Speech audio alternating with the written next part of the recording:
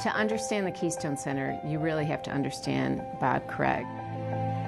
You know, Bob Craig has seen it all and done it all. He was at the right time in the right place in so many moments in his life. I mean, he owned a ranch in Aspen. He taught the 10th Mountain Division how to ski. He traveled to the South Pole. You know, he's the founding executive director of the Aspen Institute. He was on the first ship into Nagasaki after the bombing of the city. I'm one of Bob's closest friends, and I think there's only a couple 100,000 more of me. As a mountaineer, Bob Craig's an iconic figure. He has climbed mountains like Everest and K2 and the High Palmiers. And when you realize how close to death he came, you know, he's a man of all seasons. Great intellectual thinker, a Renaissance man. He was on the forefront of how science is used in the equation of policy development. He's been one of the giants, the true giants of the 20th century. There aren't very many people that have that kind of catalytic power that Bob Craig does. Because of all of the amazing things he has seen and done in his remarkable life, Bob Craig is the only one who could have founded the Keystone Center.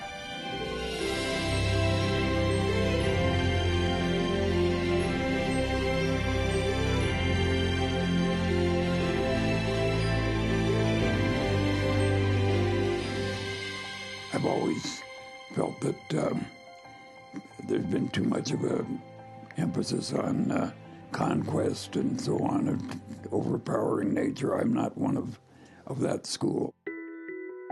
I've mostly considered myself a privileged trespasser in the mountains.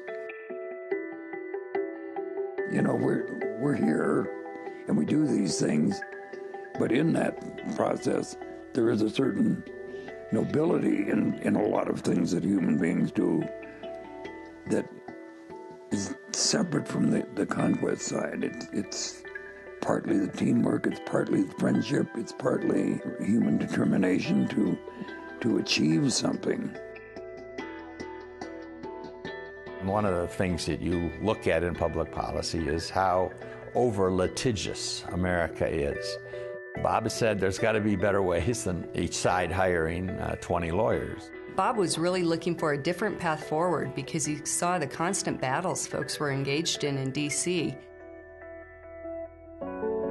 We started in Keystone because it was a place where you could get away from the hubbub of the cities. There's no question that when you're at Keystone, you get a sense of perspective. And you have that enormous 360 view. It gives you a sense that there's greater forces at play than just the human lifespan. And in that way, that inspiration that I think brings people to the table. His vision was to bring people up to the mountains and have them take off their ties and have them sit around a table and really just talk to people as people instead of as adversaries. Over time, after you've spent a couple of days together, maybe you've skied together, really allows for a more personal connection. That way people can take a step back a little bit and the aha moment happens. Our mission is to bring people together to solve some of society's most pressing and difficult problems. Energy, sustainable agriculture, Water issues, education reform, Child obesity, Shale gas, or healthcare reform. International food security. Really tough issues, vexing issues. Some of the most intractable, difficult conflicts in policy that exist. Pretty ambitious, but somebody's got to do it. It's so commonplace now that there's an assumption, of course you'll seek out input from a variety of stakeholders, but that was not the case. When you have a tough problem, you have to have the right people at the table. CEOs of companies, consumers, environmentalists, members of Congress and their staff. Leaders from the NGO sector, leaders from academia. People on all sides of the issues. There are stakeholders that are very entrenched in their views. There's a lot at stake. It really all does start with sound data, sound science. Over the years, Keystone has really maintained its emphasis on science versus politics. Oftentimes, nobody understands or nobody agrees on the actual facts. And so we will do joint fact-finding processes. People really trust that. Then it becomes much easier once there's a common agreement on the facts and the framework to actually go at solutions for the problem. Consensus building at Keystone is their magic sauce. Keystone designs the process and manages the process, but in fact, it's the group that comes up with the solution. You know, one of the issues that we all wrestle with is just a lot of debate and a lot of controversy around what is sustainable agriculture. In the next 40 years, we're going to have to produce as much food as we have had produced in the last 10,000 years. It's going to put an incredible challenge in front of farmers to meet that goal, but do it while we conserve natural resources.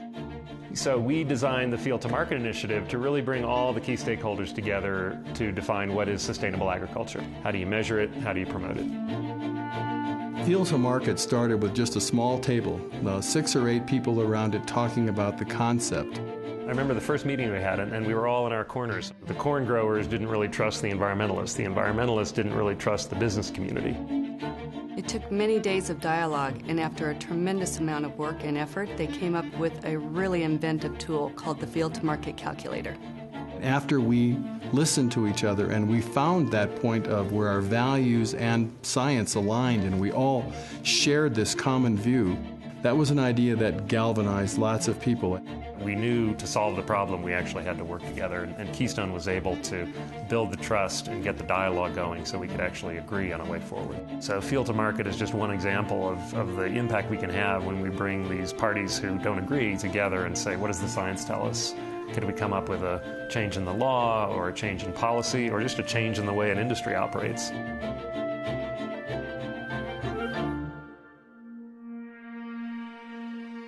Keystone's recommendations carry a level of credibility that's pretty unique in particularly the world of Washington and with policymakers, because they know behind that there was the right process with the right people who actually were focused on the right issues.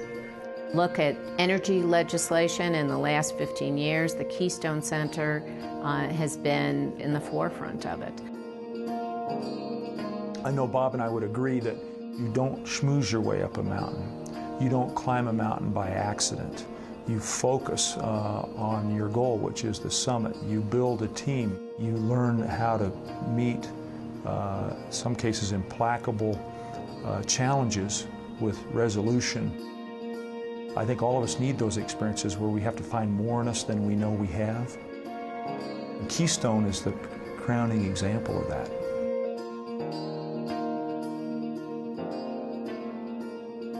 It may have come out of my experience in mountaineering that I always encourage the staff to dare to fail. It's one thing to want to get safely through a dialogue, but you have to sometimes take chances. And it could go the wrong way. But we've had a lot of successes too, and that's what kept us going. Almost all of us have been through battles, pitched hard, difficult policy battles over the decades of our career. And so we've all fought for our individual interests. And we all still do that in our day jobs today. But what Keystone allows all of us to do is lift ourselves up above our parochial interests and look at these issues anew from a society point of view. There's a certain optimism that they bring to the table that allows people to think, well, so no one's been able to get anywhere with this for the last 30 years, but we're going to give it a real shot this time, and we're going to get somewhere.